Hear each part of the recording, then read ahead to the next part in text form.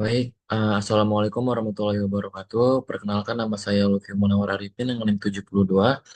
Pada kesempatan ini saya akan mempresentasikan hasil kasus selama praktik di Rumah Sakit RSUD Aji Barang. Nah, baik, langsung saja saya mulai.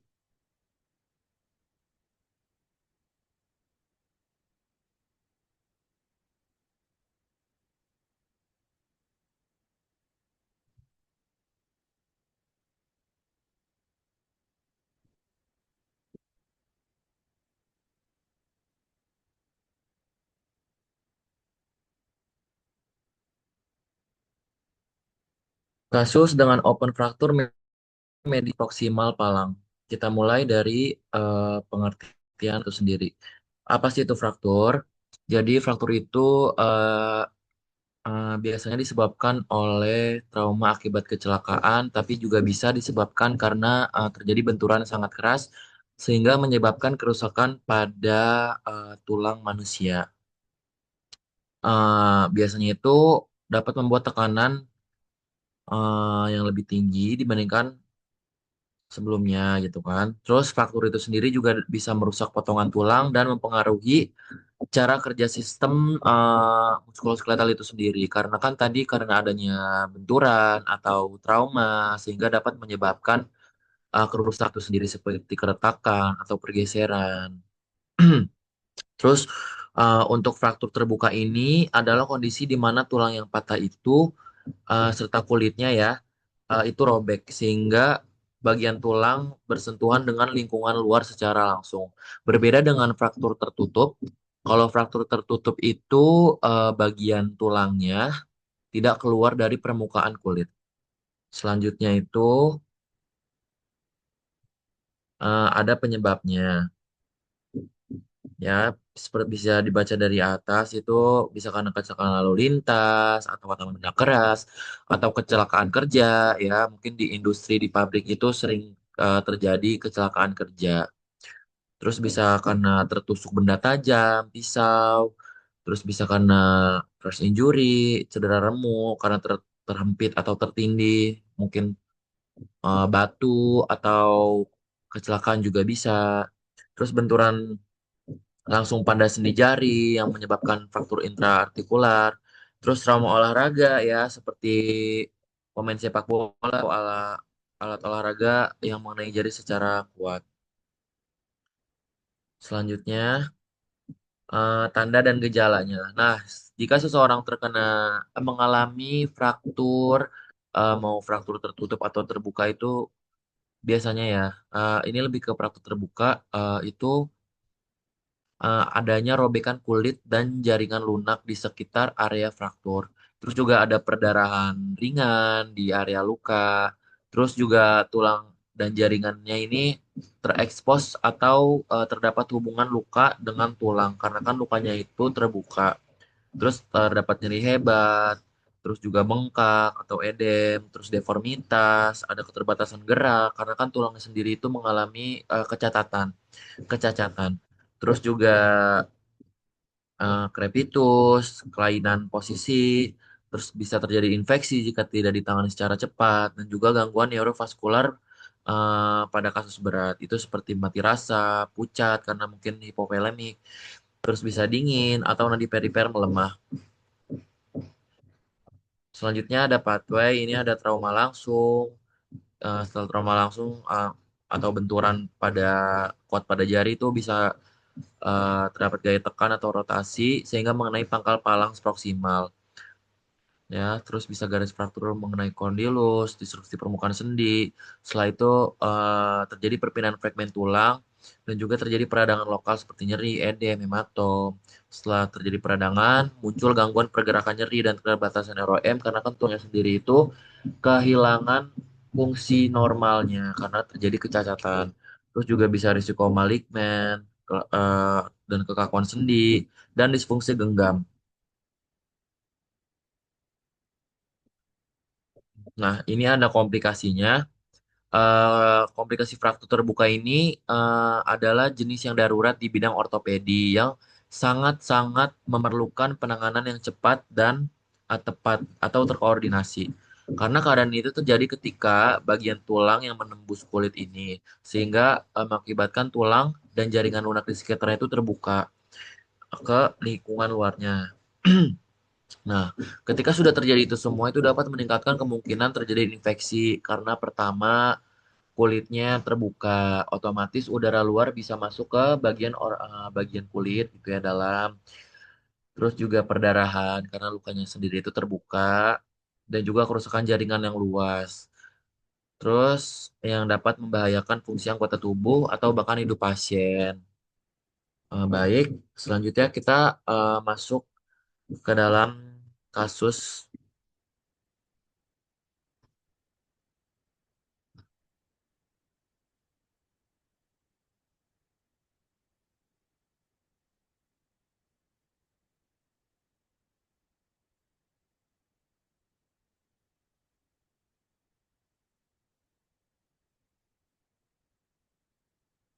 Kasusnya itu asuhan keperawatan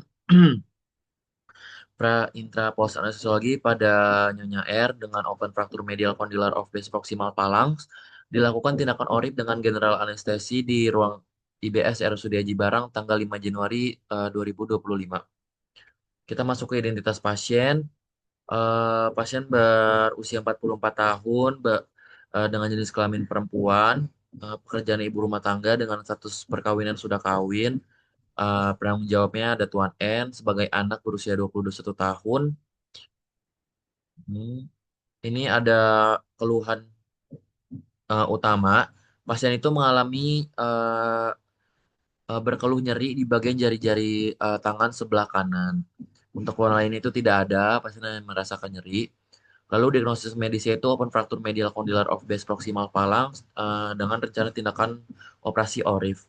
Untuk data empel, pertama kita alergi. Alergi dia tidak mempunyai riwayat alergi makanan, obat-obatan, ataupun suhu ruangan tidak ada. Untuk medicationnya tidak ada. Past illness tidak ada. Dan last meal itu puasa jam 1, pasien puasa selama 6 jam. Environment-nya itu pasien tidak ada kebiasaan buruk. Untuk GCS-nya CM dengan total 15. Lihat nadinya normal 26 kali per menit, suhunya juga 36,3. Untuk tekanan darahnya itu agak tinggi dengan 151 per 81 mmHg dengan nilai MAP-nya itu 104. RR-nya 20 kali per menit, skala nyeri 8. BB-nya 60, tinggi badannya 16. Lalu lanjut ke pemeriksaan 6B. Untuk breathing, look-nya normal, instrumentalnya dapat membuka 3 jari, dapat eh, jarak tironya 3 jari, jarak weight 2 jari, malampati skor-nya 2, namun tidak ada obstruksi. Untuk neck mobility-nya simetris, leher pendek tidak, pasien dapat menyentuh dada dari dagu, dapat ekstensi leher, dapat rotasi leher, tidak ada bekas luka, dan pasien tidak menggunakan neck collar. Bentuk toraksnya itu simetris dengan pola napas 20 kali per menit. Tidak menggunakan alat bantu nafas. Ya, lanjut blood. CRT-nya itu kurang dari 2 detik. Konjungtivannya tidak anemis. Kulitnya juga tidak pucat. Lanjut ke bawah. Brain tidak ada kuduk, tidak ada kejang, tidak ada tremor, tidak ada nyeri kepala. Pupila isokor. Tidak ada nyeri ke bladder, tidak ada nyeri buang air kecil. Tidak ada nyeri tekan pada ginjal ya, pada hati. Bowelnya bising ususnya 12 kali per menit, tidak ada mual, muntah, nyeri menelan, tidak ada nyeri perut, tidak ada bor-bor mie atau distensi, tidak ada stes. Pembesaran hepar juga tidak. Untuk bone, pemeriksaan tulang belakang, kelainan tulang itu tidak ada. Terus mobilitasnya itu leluasa. Lanjut ekstremitas atas, karena yang fraktur itu ekstremitas atas tentu saja ada jejas ya, ada deformitas, fraktur, lalu terpasang IV line di tangan kiri berukuran 18. Untuk ekstremitas bawah semuanya normal. Ini kesimpulan palpasi ekstremitas. Edemnya di tangan kiri 1, tangan kanan 0, kaki kanan 0, kaki kiri 0. Kekuatan ototnya di tangan kiri 3, tangan kanan 5, kaki kanan 5, kaki kiri 5. Ini untuk pemeriksaan diagnostik ya, pemeriksaan laboratorium. Ini hasilnya pasien menunjukkan leukosit dan neutrofilia dan sedikit peningkatan RDW yang konsisten dengan respons inflamasi akut dan kemungkinan risiko infeksi pada fraktur terbuka. Temuan ini sesuai literatur yang menunjukkan bahwa fraktur terbuka ini cenderung menyebabkan peningkatan leukosit dan neutrofil sebagai respon terhadap cedera dan kontrol inflamasi awal. Tidak ada hasil radiologi. Lalu untuk terapi yang diberikan dokter itu ada infus RL, ada ketorolak injeksi 30 mg, ranitidin 25 mg, dan juga cefazolin sodium. Tidak ada faktor penyulit. Untuk jenis anestesinya itu menggunakan general anestesi dengan teknik LMA, dengan indikasi itu karena operasi ekstremitas atas. Lanjut ke analisis data. Pertama itu karena pasien mengeluh nyeri, jadi dimasukkan ke prioritas pertama. PQRST-nya nyeri terasa saat bergerak, nyeri terasa seperti tertusuk, nyeri tangan sebelah kanan dengan skor 8, time itu nyeri hilang timbul. Ini bisa dilihat. Untuk pra terdapat nyeri dan juga risiko komplikasi cedera anestesi. Ini juga bisa dilihat. Untuk intranya itu ada risiko cedera trauma fisik pembedahan, untuk paskanya nyeri. Ini untuk masalah kesehatan MK-nya. Lanjut ke rencana tindakan, implementasi, dan catatan perkembangan Swapier. Untuk tindakannya melakukan pengkajian, tentu saja melakukan pengkajian sehingga mendapatkan nyeri dengan skor 8 di tangan sebelah kanan. Lalu kita menggunakan komunikasi terapeutik untuk mengetahui pengalaman nyeri pasien, terus juga mengajarkan teknik non-farmakologi seperti relaksasi napas dalam, terus evaluasi keefektifan kontrol nyeri setelah diberikan manajemen penanganan nyeri non farmakologi apakah berhasil, terus juga kita berkolaborasi pemberian obat analgetik berupa ketorolak. Untuk swapiernya, pasien mengatakan nyeri di bagian pinggang sebelah, mohon maaf, di tangan sebelah kanan. Terus nyeri saat bergerak, nyeri terasa ditusuk di jari tangan sebelah kanan dengan skor 8, nyeri hilang timbul.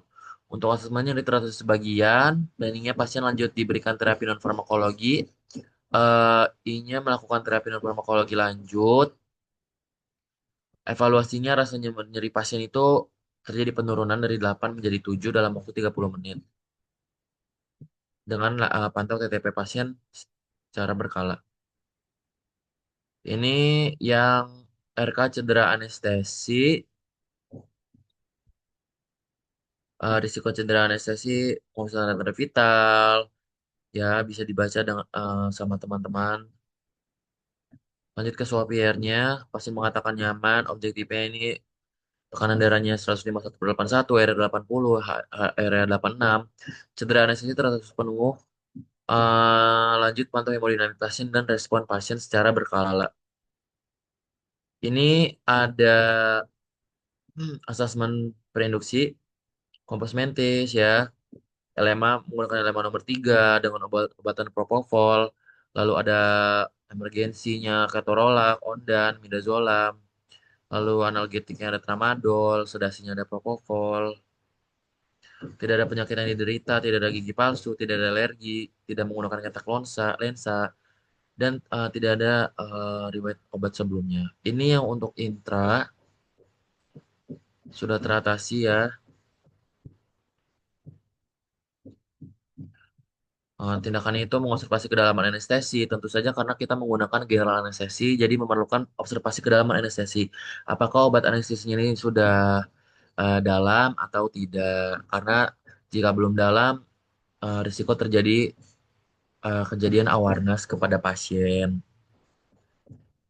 Lanjut ke SBAR dari ruang operasi ke pulih sadar. Situasinya pasien Nyonya R usia 44 tahun setelah selesai menjalani prosedur ORIP dengan general anestesi selama prosedur berlangsung, pasien mengalami resiko cedera trauma fisik, namun sudah teratasi. Diagnosanya itu close fracture radius distal dextra dan menjalani prosedur reposisi gips. Resikonya itu telah teratasi dan monitoring hemodinamik pasca operasi di ruang pacu. Ini untuk yang pasca nyeri, untuk tindakannya sama seperti di pra, namun untuk sopirnya ini nyerinya berkurang namun masih terasa nyeri, nyeri masih terasa saat bergerak. Nyerinya itu terasa seperti ditusuk di tangan kanan dengan skor 7 dan nyeri hilang timbul.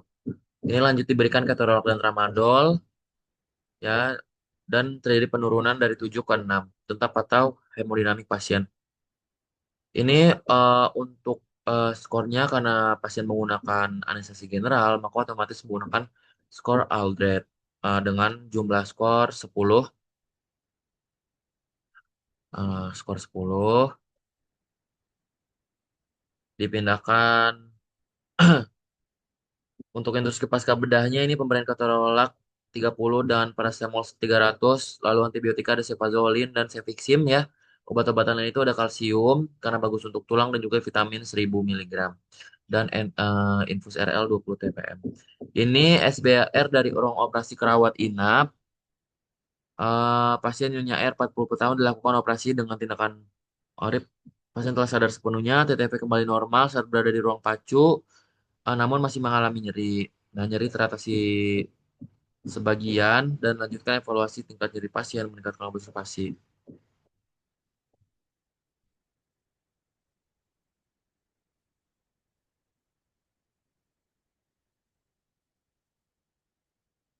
Sekian presentasi kasus dari saya, kurang lebihnya mohon maaf. Wassalamualaikum warahmatullahi wabarakatuh.